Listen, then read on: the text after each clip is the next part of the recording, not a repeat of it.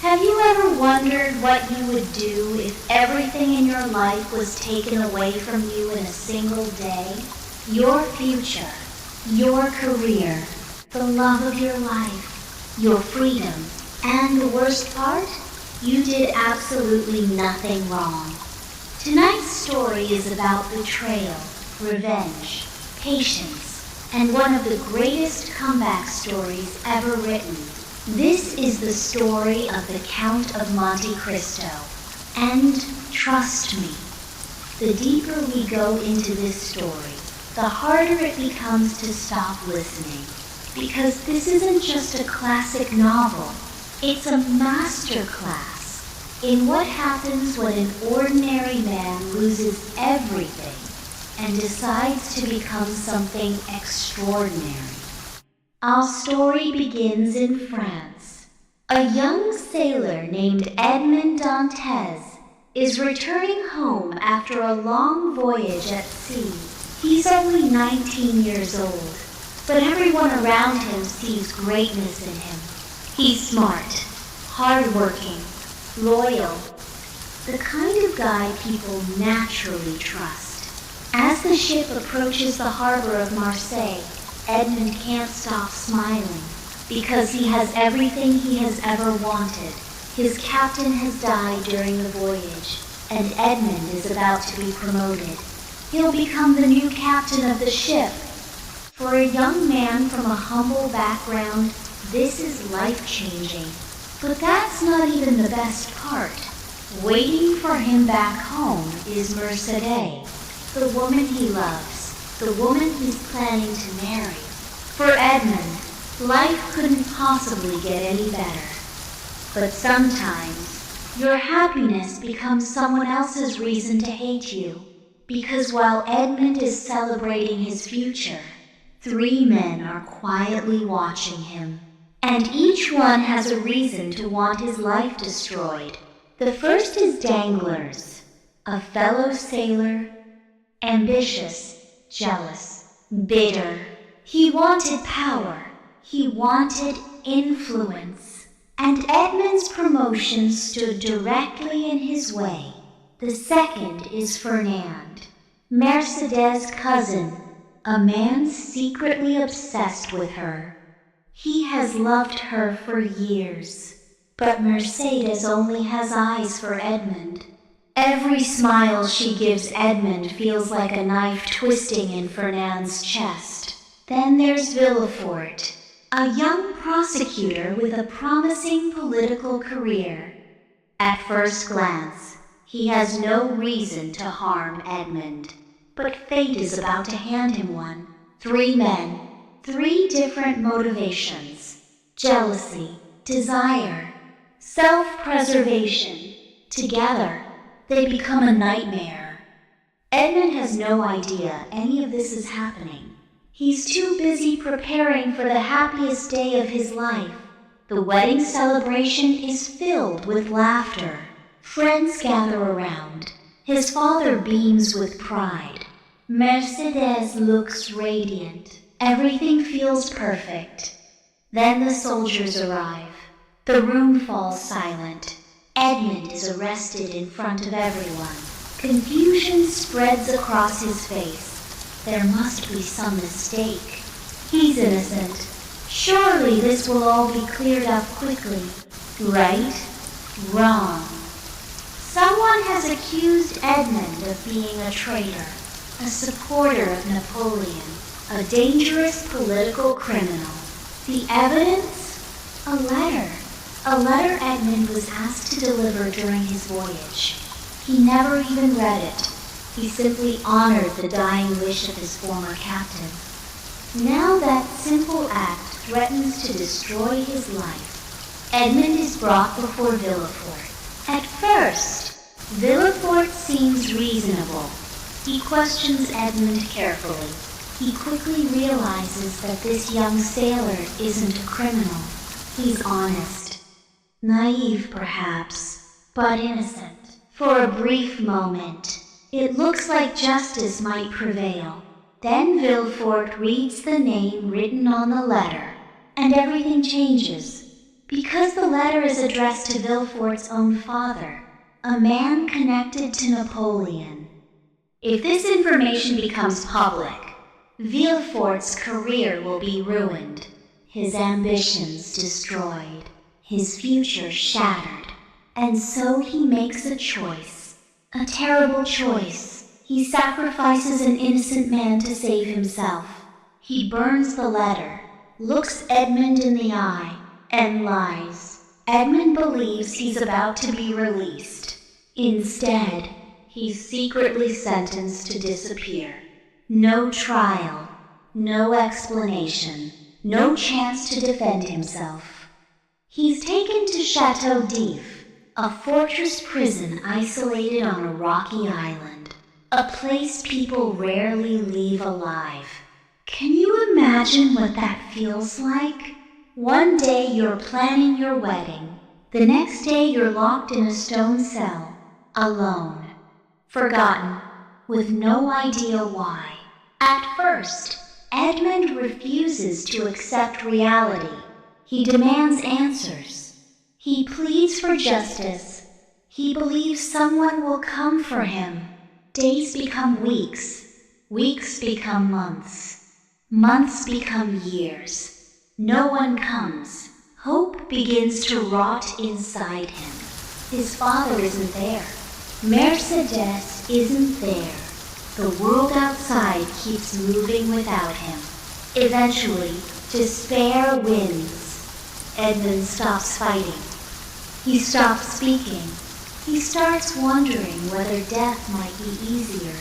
And then, one night, he hears something.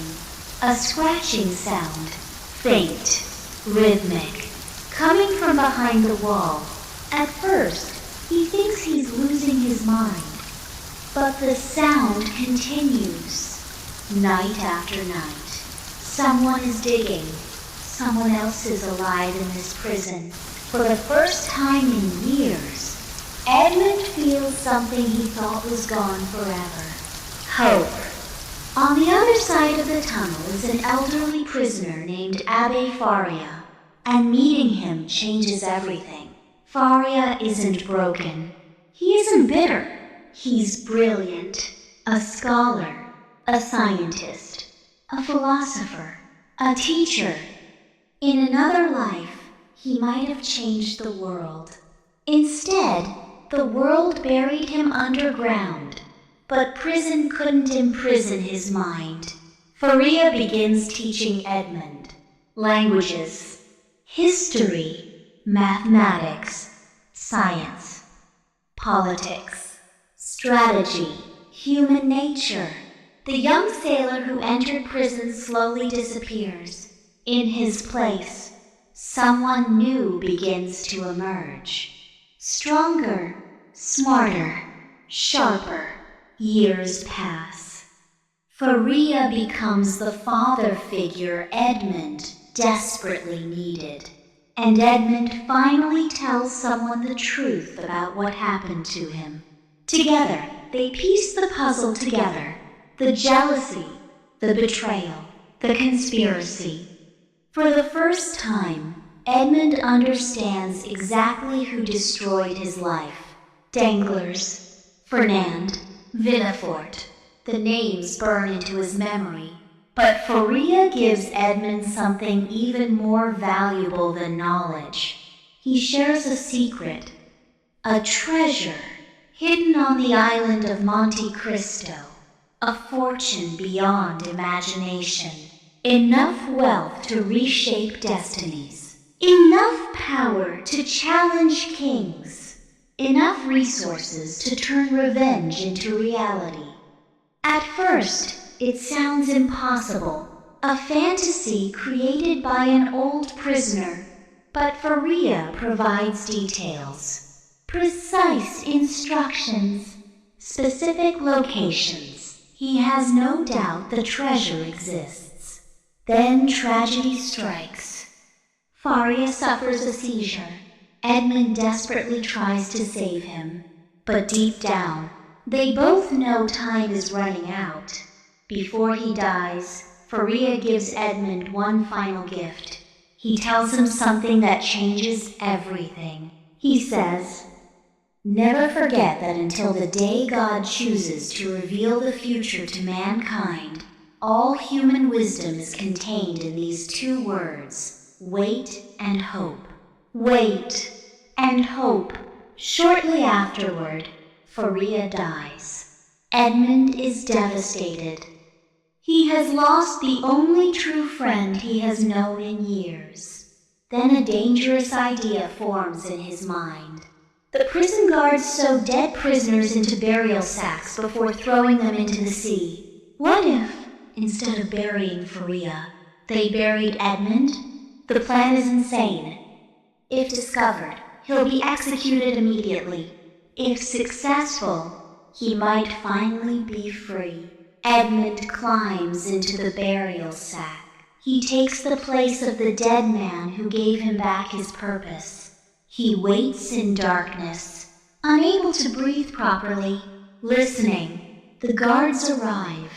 They lift the sack, carry it through the corridors. Every second feels endless. Then suddenly, he's falling. Cold water crashes around him. The sack sinks rapidly. A weight tied to his feet drags him toward the ocean floor. Edmund fights panic. He struggles desperately against the fabric, against the ropes, against death itself. Because after 14 years in prison, he refuses to die now. He finally cuts himself free and swims upward, toward the surface, toward the moonlight, toward freedom. But freedom is only the beginning. Because the man emerging from the sea is no longer Edmund Dantes, and the people who betrayed him have no idea that their reckoning is coming. Freedom tastes strange after 14 years. For Edmond Dante, the world feels unfamiliar. The wind against his skin, the warmth of the sun, the endless horizon of the sea. Simple things most people never think twice about suddenly become miracles. But Edmund isn't free in the way most people imagine. He isn't dreaming about settling down. He isn't planning to rebuild his old life. Because the man who once dreamed of becoming a captain and marrying the woman he loved is gone. That version of Edmund died inside Chateau d'If. Now, only one thing remains. A mission. He remembers every name. Danglars, Fernand, Villefort, the men who stole 14 years from him, the men who destroyed his father, the men who shattered his future.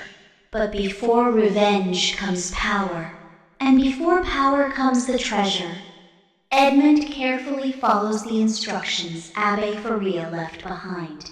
He makes his way to the mysterious island of Monte Cristo, an isolated rocky place surrounded by endless ocean. If Faria was wrong, Edmund has nothing. No family, no fortune, no identity. If Faria was right, everything changes. As Edmund explores the island, doubt creeps into his mind. Maybe it was all wishful thinking.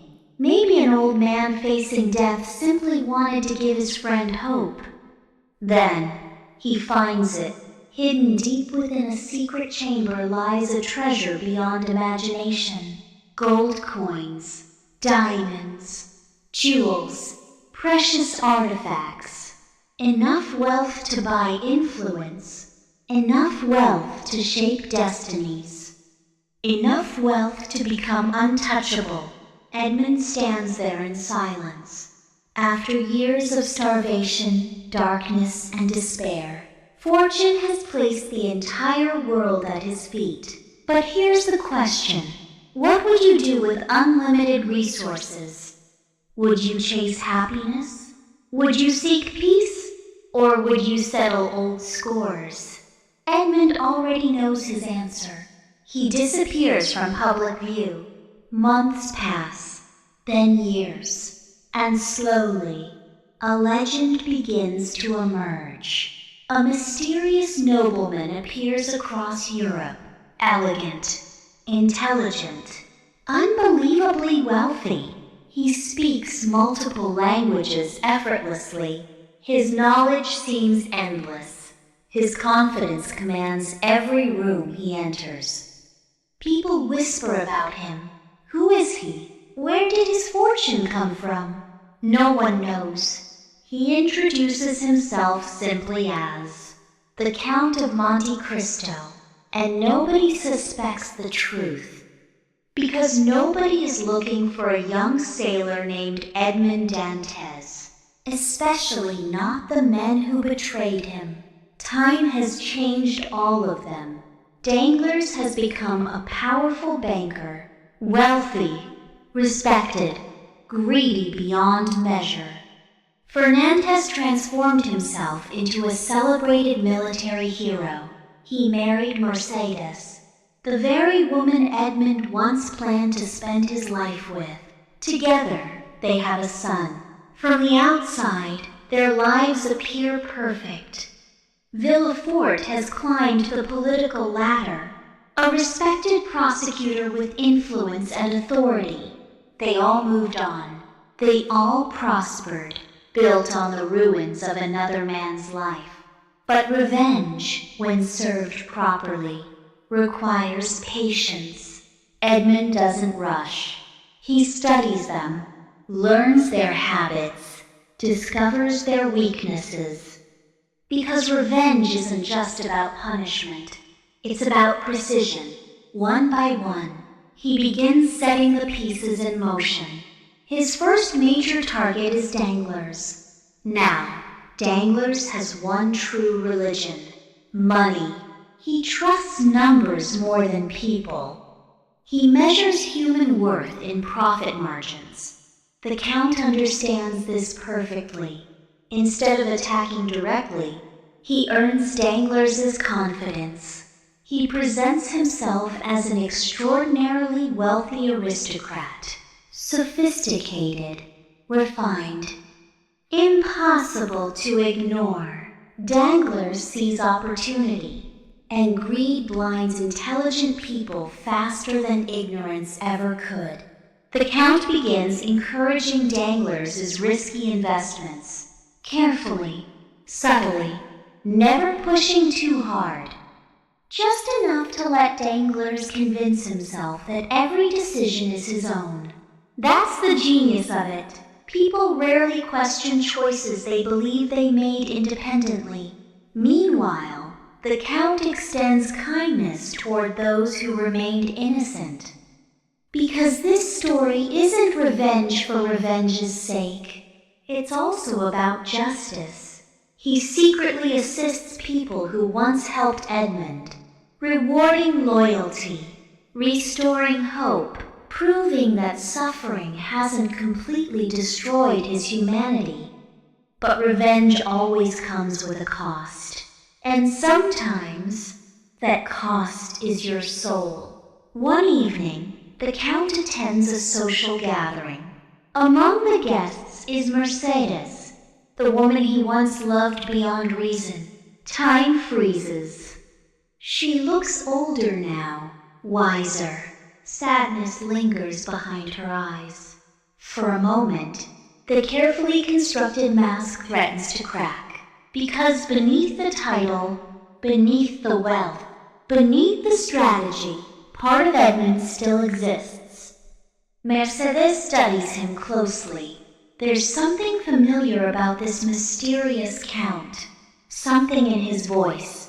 Something in the way he carries himself. But she cannot bring herself to believe the impossible. Edmond Dantes died long ago, didn't he? The Count leaves shaken. Revenge seems simple in isolation. Punish the guilty, balance the scales. But human emotions refuse to obey logic, especially love. Meanwhile, Fernand continues enjoying public admiration. People celebrate him as a patriot, a hero, an honorable man.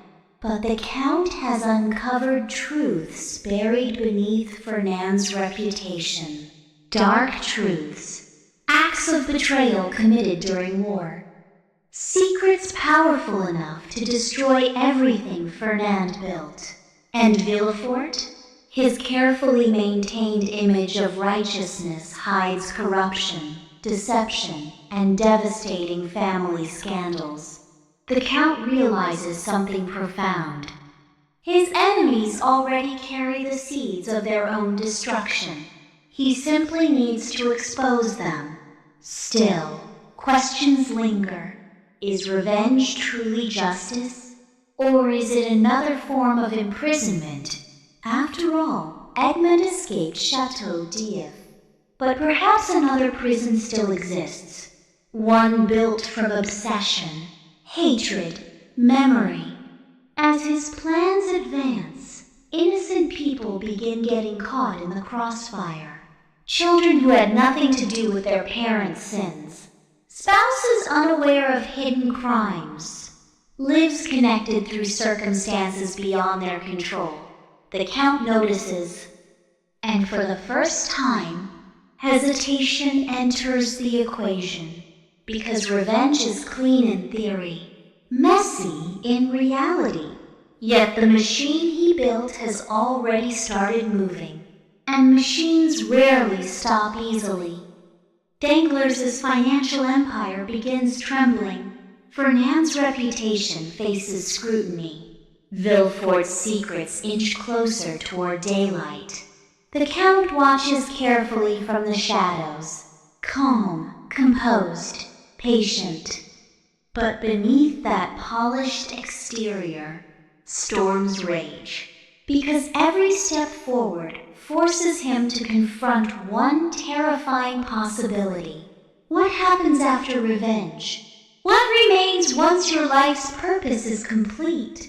Who are you when hatred no longer guides your decisions? Edmond spent 14 years surviving prison, then years preparing revenge. But he never planned for what comes next. And destiny has one more surprise waiting. Because very soon, Mercedes will recognize him. Fernand's world will begin collapsing, and the Count himself will face a choice far more difficult than vengeance. The choice between becoming a monster or remembering how to be human. And trust me, the final chapter of this story changes everything. By now, the Count of Monte Cristo has become something almost mythical. People admire him, fear him, depend on him. No one questions his wealth. No one questions his influence. And no one suspects that beneath the elegant suits and calm smile stands a man who once rotted in a prison cell for 14 years. But revenge has a strange way of changing people. At first, it feels like justice. Then it becomes purpose. Eventually, it starts becoming identity. And that's exactly where Edmond Dantes finds himself. Because his plans are working. Too well. Danglars, the banker who helped destroy Edmond's life, begins losing everything. The investments that once made him rich suddenly collapse. His reputation crumbles. The confidence that fueled his greed disappears. For the first time in years, Danglars experiences something he never expected. Fear. Not fear of poverty. Fear of helplessness. The same helplessness Edmond felt all those years ago. And here's the uncomfortable truth. When people finally suffer the consequences of their actions, they often call it cruelty, even when they showed no mercy themselves. One by one, Danglars watches his fortune slip away. Friends abandon him. Business partners disappear. The powerful man who once believed money could solve everything realizes there is one thing wealth cannot buy: peace. Meanwhile, Fernand's carefully constructed world begins falling apart. For years, he enjoyed admiration, status, respect, the family he stole, the life he stole. But the Count reveals evidence exposing Fernand's betrayals during his military career. The truth spreads quickly. The same society that praised him now condemns him. People who once shook his hand refuse to acknowledge him. His reputation collapses overnight. And then, Mercedes finally understands the truth. She realizes who the Count really is.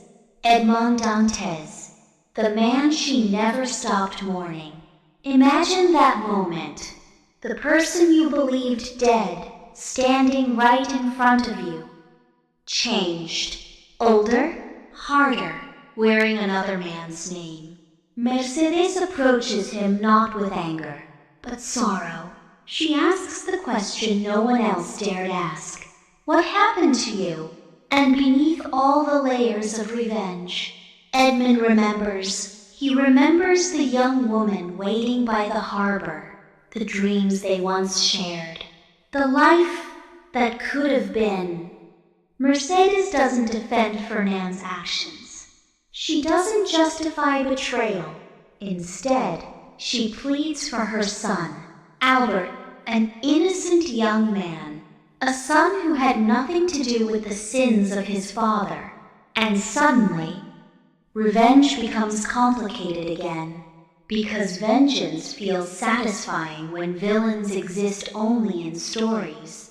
Real life isn't so simple. Real people leave behind people they love. Real choices create consequences that spread far beyond their original targets. For the first time, Edmond hesitates. He promised himself that everyone responsible would pay. But what about those who never chose any of this? Fernand, unable to face disgrace, watches his entire identity collapse. His achievements mean nothing. His titles mean nothing. The respect he spent years chasing disappears. Eventually, unable to endure the shame and isolation, he takes his own life. And Edmond is left with a feeling he never anticipated: emptiness, because revenge was supposed to heal him. Instead, it leaves silence. Then comes Villefort, the prosecutor who knowingly condemned an innocent man, the man who chose ambition over justice. Over the years, Villefort buried countless secrets beneath his polished image: family scandals, moral compromises, choices made in darkness. As those secrets emerge into the light, his world unravels completely. His authority evaporates. His family fractures. The control he once wielded so confidently disappears. He loses not only public respect, but himself. Watching from a distance, Edmond begins asking questions he avoided for years. Had he gone too far? Was he delivering justice? Or simply spreading suffering? Because here's something nobody tells you about revenge. It doesn't rewind time. It doesn't bring back lost years. It doesn't erase grief. It simply changes who carries it. And sometimes, the person most damaged by revenge is the one seeking it. One evening, Edmond visits Chateau d'Ay, if in his memories. He thinks about Abbé Faria, the old man who educated him, guided him, saved him. Faria gave him knowledge, gave him hope, gave him the treasure. But perhaps his greatest gift was something Edmond misunderstood: wait and hope. Not wait and destroy, not wait and punish. Wait and hope. Hope for what? Hope that people can change. Hope that pain doesn't define us forever. Hope that even after unimaginable suffering, life can still offer meaning. Edmund realizes he has spent years looking backward, focused entirely on those who hurt him. He forgot to ask what kind of future he wanted. And that's when another person enters his life. Heyday, a young woman whose own life was shaped by betrayal and loss. Unlike Edmund, she doesn't represent his past. She represents possibility. She sees beyond the count, beyond the wealth, beyond the legend. She sees the wounded man underneath. And somehow, she doesn't turn away. Their connection grows slowly, built on understanding, compassion, shared survival. For the first time in decades, Edmund allows himself to imagine happiness, not revenge, not justice, happiness. Before leaving France, Edmund makes one final decision. He spares Dangler's life. The banker who helped destroy him is left alive, broken financially, forced to confront the consequences of his choices, but alive, because Edmund finally understands something profound. Mercy requires more strength than hatred. Anyone can seek revenge. Choosing compassion after suffering, that's far more difficult. As Edmund prepares to move forward, he reflects on the extraordinary path that brought him here. A young sailor, an innocent prisoner, a desperate escapee, a wealthy count, an instrument of vengeance, and finally, a man searching for peace. His story reminds us of something we often forget. Life isn't fair. Good people suffer. Cruel people sometimes prosper. Betrayal can arrive without warning. Dreams can disappear overnight. But suffering doesn't have to become the end of the story. Because who we become afterward, that part remains our choice. Edmond Dantes lost 14 years. He lost love, family, identity. He experienced loneliness most of us can barely imagine. Yet somehow, he found the courage to continue, to adapt, to survive, and eventually to forgive. Maybe that's why the Count of Monte Cristo continues capturing readers generation after generation. Not because it's simply a revenge story, but because it's a story about transformation, about resilience, about discovering that even after darkness, light still exists. And perhaps the greatest lesson comes from the words Edmund carried with him all those years. Words spoken by a dying friend in a prison cell. Words simple enough for anyone to remember. Wait and hope, because no matter how impossible your circumstances seem today, your story isn't finished yet. The chapter you're living right now doesn't determine how the entire book ends. People can rebuild, hearts can heal, new beginnings can emerge from devastating endings. And sometimes, the person who rises from the ashes of suffering becomes stronger, wiser, and more compassionate than the person who existed before. As Edmund sails toward an uncertain future, he leaves behind titles, fortunes, and old identities. He carries only the lessons earned through hardship. That revenge cannot restore the past. That mercy is not weakness. That hope is worth protecting. And that life, despite all its cruelty, still offers reasons to keep moving forward. So if this story teaches us anything, it's this: no matter who betrayed you, no matter what you've lost, no matter how long you've spent trapped in your own version of Chateau d'Yves, Don't give up. Your life may not unfold according to your plans. But the next chapter has not been written yet, and somewhere beyond today's pain, there may still be treasure waiting to be discovered. Until then, wait and hope.